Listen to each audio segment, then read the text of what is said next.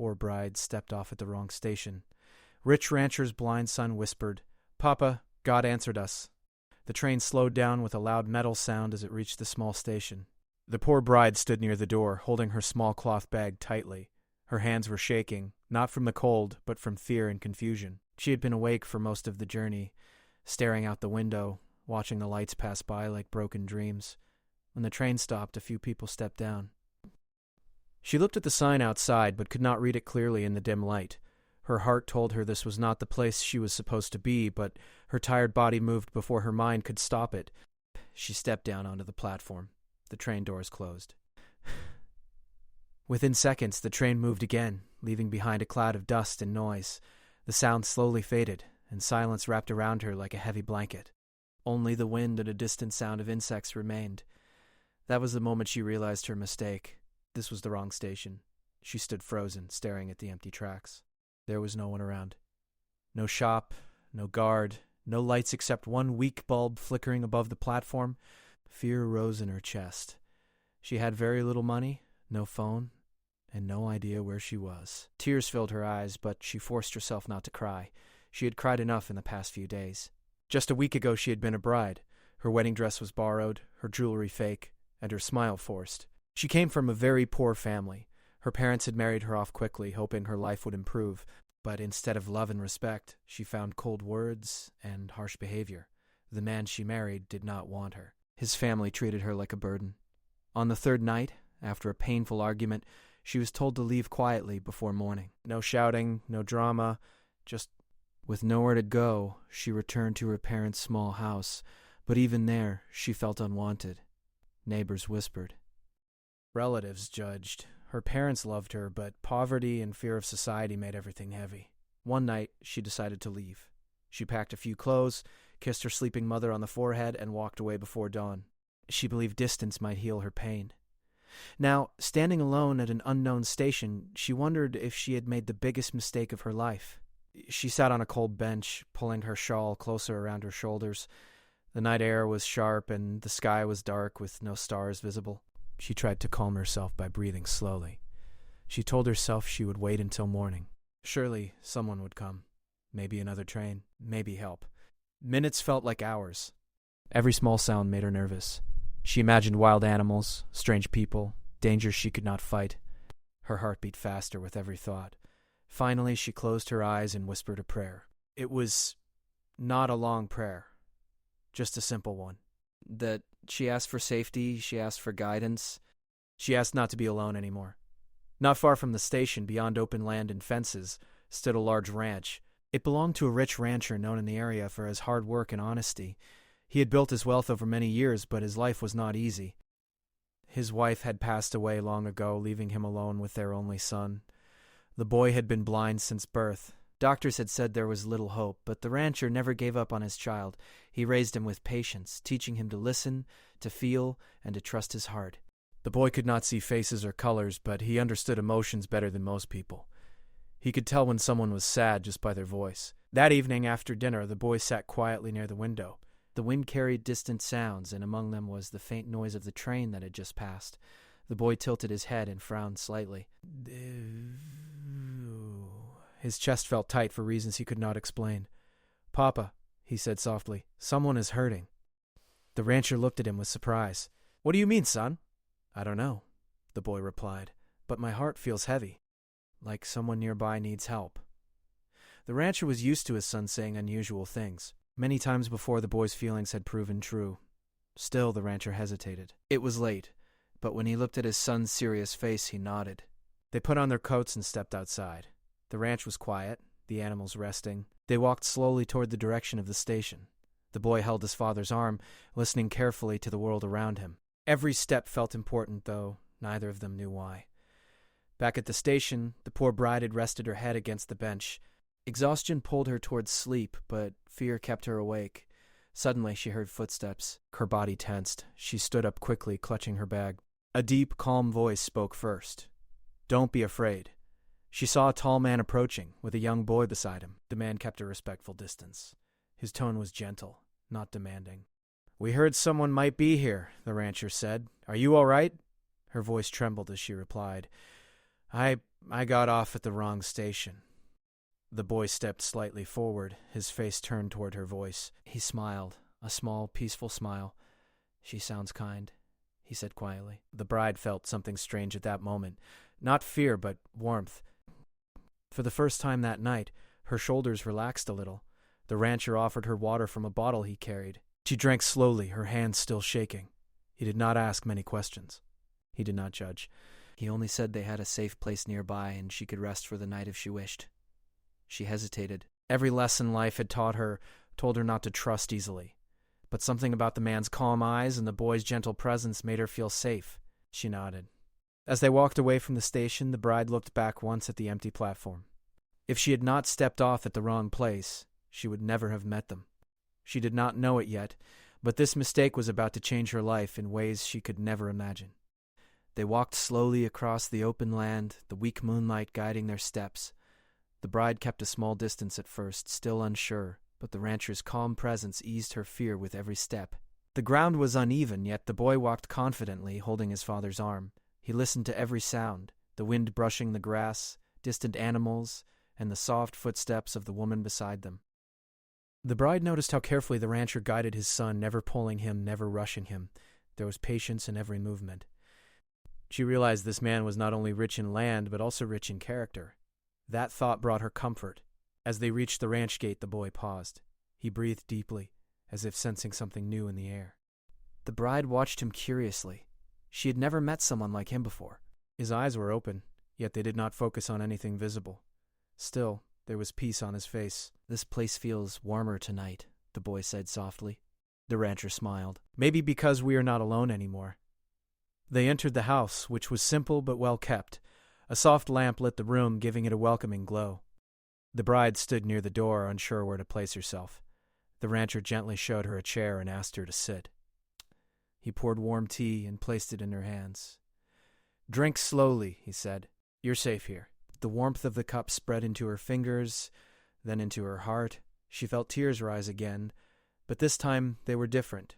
Not of fear, but of relief. She lowered her head, embarrassed by her emotions, but no one judged her. The boy simply listened. After a few quiet moments, the rancher spoke. "You don't have to explain anything tonight. Rest is more important." She nodded, grateful. Still, after a while, words began to leave her lips on their own. She shared pieces of her story. Not all, just enough. She spoke of poverty, of dreams that faded too quickly, of being told she was unwanted. Her voice shook, but she did not break. The boy leaned slightly toward her, listening closely. He did not interrupt. When she stopped speaking, silence filled the room. But it was not uncomfortable. "You have a strong voice," the boy said. "People who suffer often do." Those simple words touched her deeply. No one had ever spoken to her like that. The rancher prepared a small guest room for her. It was clean, with a simple bed and a warm blanket. Before leaving, he said, "Sleep without worry. Tomorrow, we'll talk." When she lay down, sleep came quickly for the first time in many nights. Her dreams were calm, not haunted. The next morning, sunlight entered the room softly. She woke up confused for a moment, then remembered where she was. For a second, fear returned.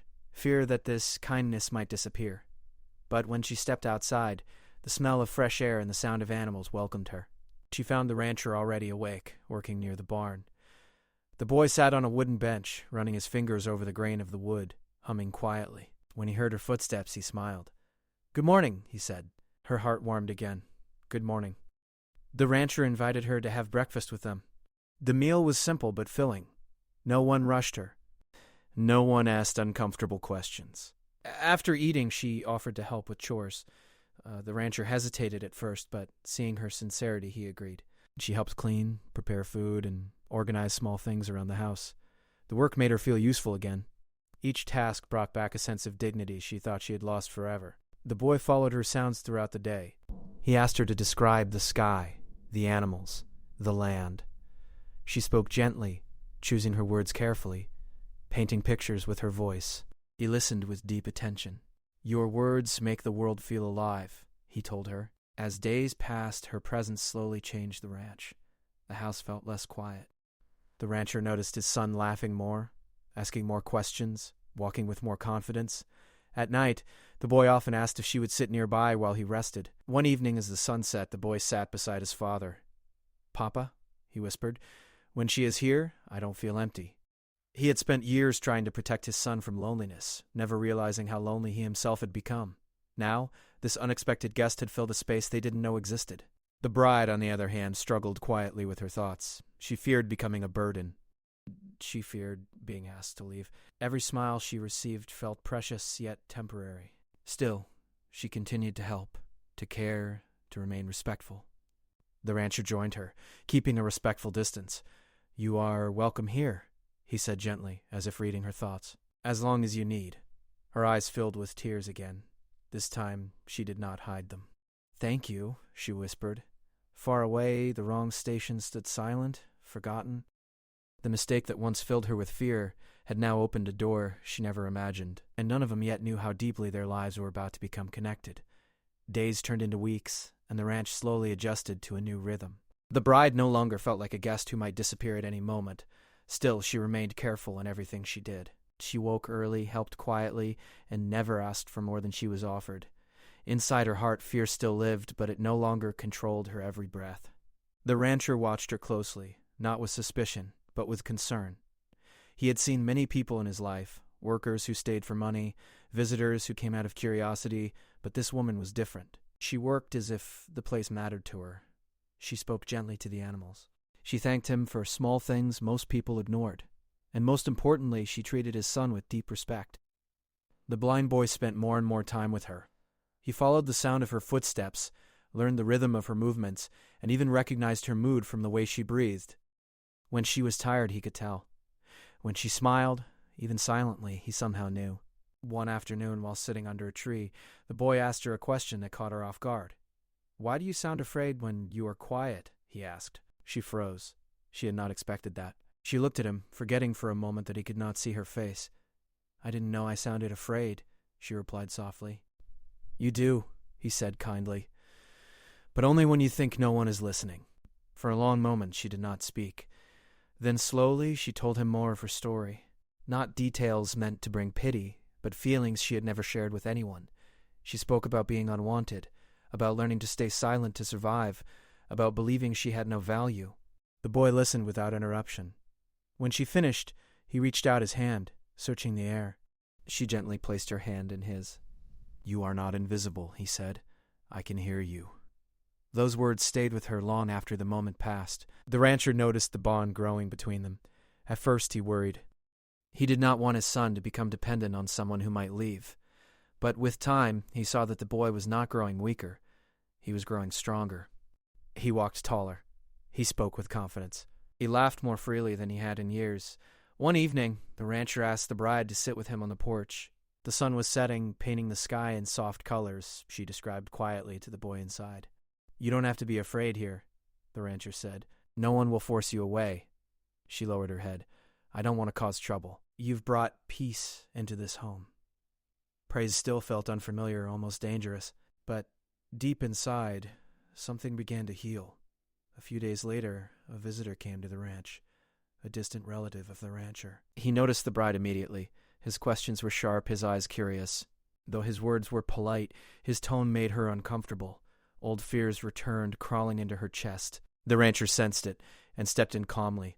He made it clear that she was under his protection and deserved respect. The visitor left soon after, clearly surprised. That night the bride could not sleep. She feared that her presence might bring unwanted attention.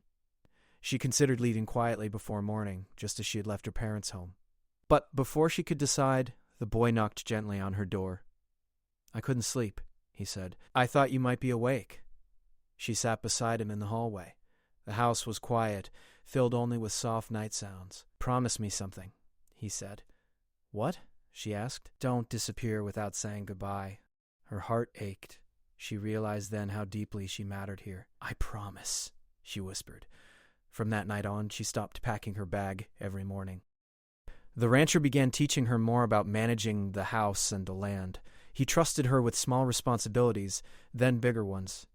Each task gave her confidence. She was no longer just surviving. She was learning, growing, becoming someone new. The boy often asked her to read to him. Sometimes stories, sometimes letters, sometimes just her thoughts written on paper. Her voice became his favorite sound. He said it helped him imagine colors he had never seen. One evening, while listening to her read, he smiled and said, "I think God sends answers quietly, not like people expect." "Why do you say that?" "Because you came here by mistake," he replied. "But nothing feels wrong." Those words made her eyes fill with tears again.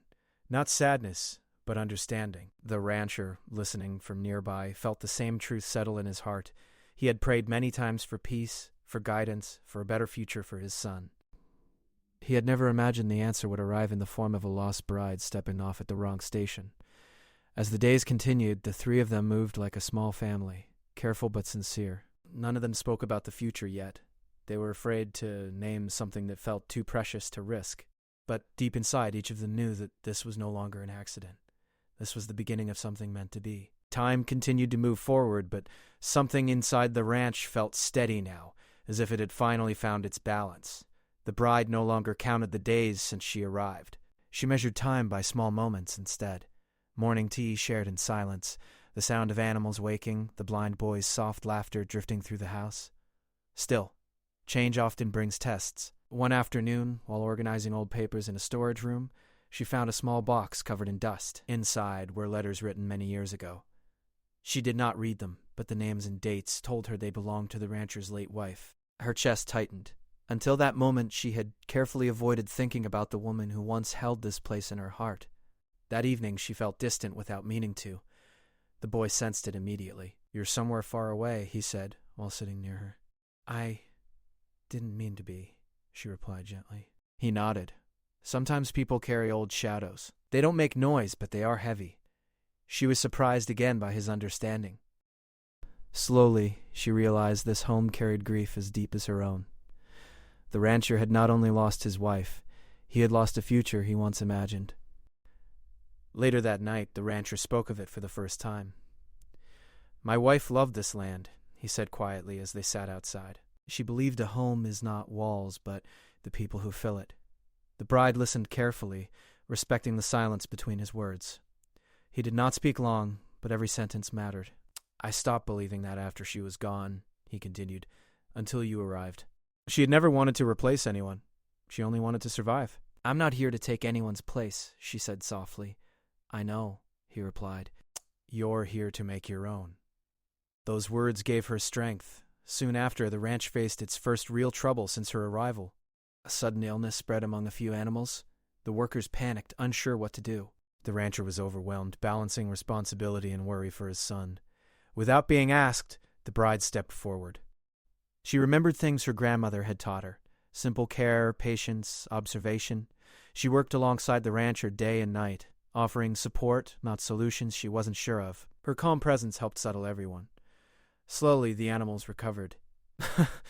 The crisis passed, leaving behind relief and respect.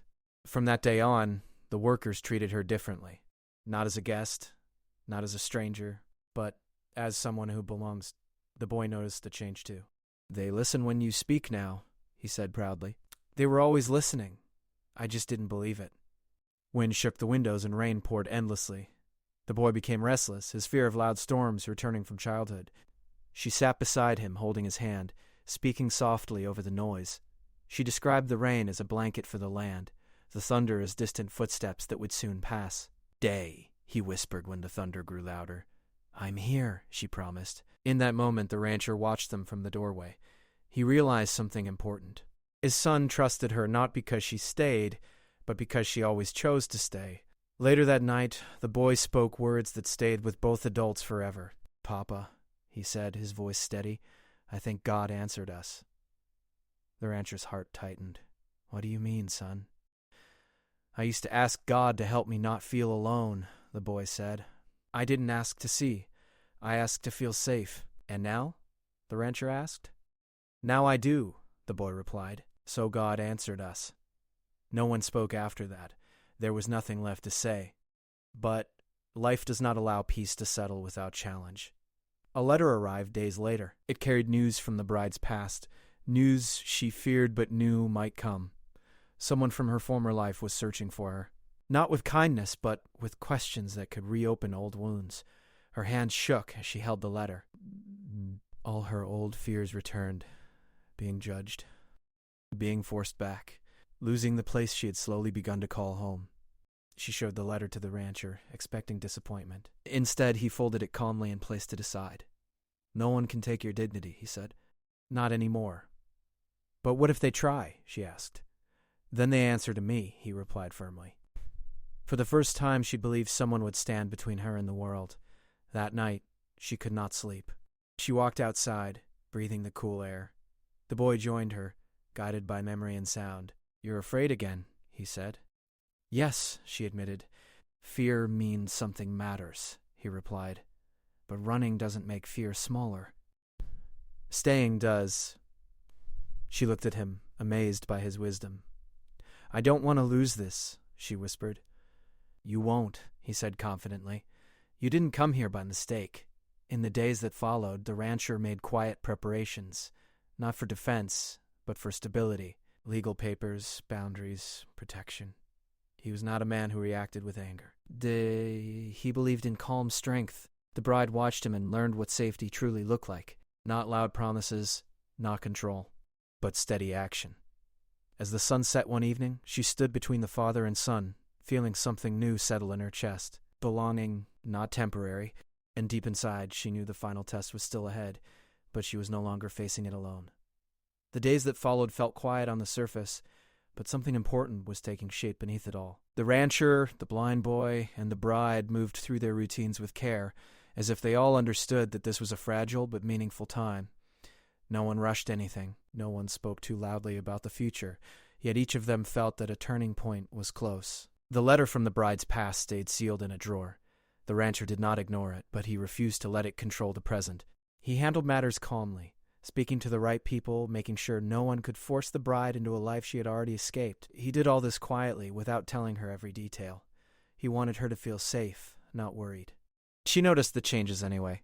Small things. Locked gates checked more carefully. Papers signed. Boundaries made clear. For the first time in her life, someone was protecting her without asking for anything in return. One evening, as the sun dipped low, the rancher asked her to walk with him near the fields.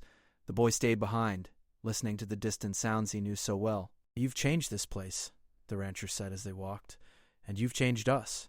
You saved me." He stopped and turned toward her. "You saved yourself. We only opened the door." No one had ever spoken to her that way. Not as someone weak, not as someone broken, but as someone capable. That night, the boy asked her to sit beside him before sleep. He held her hand loosely, not out of fear, but comfort. "Do you know why I said God answered us?" he asked. "Why?" she replied. "Because I used to pray for my father," he said. "I knew he was strong, but he was tired inside." Now he laughs again. Tears slid quietly down her cheeks. The next morning brought unexpected visitors. Not trouble, but clarity. A representative from her past came, not with anger, but with apology. Mistakes were admitted. Harsh words were taken back. Nothing could undo the pain she had lived through, but something important happened. She was asked what she wanted. For the first time in her life, the choice was truly hers. She looked at the ranch, the land that had given her peace. She looked at the rancher, who had given her dignity. She looked at the blind boy who had shown her worth without ever seeing her face. "I choose to stay," she said calmly. No one argued. The days that followed felt lighter. The fear that once followed her like a shadow began to fade. She slept deeply. She laughed freely. She planned small things. Gardens, meals, quiet improvements to the home. The rancher noticed something else, too. His son had begun walking longer distances on his own, trusting the world more. He no longer feared open spaces. He no longer feared silence. One afternoon, while sitting under the same tree where so many conversations had taken place, the boy spoke softly. "I don't need my eyes to see home," he said. "I feel it." The rancher placed a hand on his son's shoulder, emotion filling his chest. As seasons changed, the ranch flourished, not just in work, but in spirit. Workers stayed longer, smiles came easier. Even the land seemed to respond to the harmony. The bride slowly became part of every decision, not because she demanded it, but because her presence mattered. Her opinions were valued. Her kindness set a tone others followed.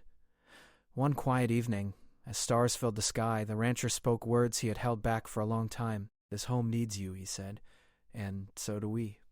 She had learned not to rush truth. When she finally spoke, her voice was steady. "I want to stay," she said.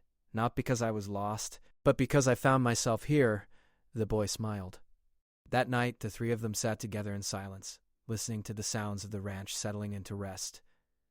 There was no fear in that silence, only peace. Far away, the wrong station remained just a name on a map. No one there remembered the poor bride who had stepped off by mistake, but in this place, that mistake had become a miracle. Life did not become perfect. There were still challenges, still hard days, but there was also trust, respect, and love built on patience, not promises. And every night, before sleep, the blind boy whispered the same words with a quiet smile. "Papa." God answered us.